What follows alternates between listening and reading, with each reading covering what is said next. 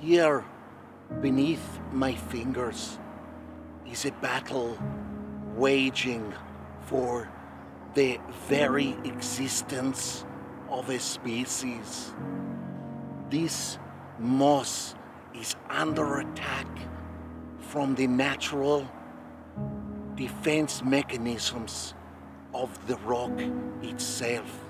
It is kind of like creeps and bloods. The moss is like creeps moving in, trying to sell crack cocaine on somebody else's turf.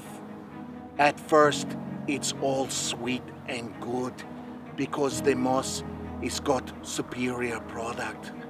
But then the rock comes back and says, "No way, mossy bitches, this is my turf," and starts to secrete a crystalline a texture that forces the moss away.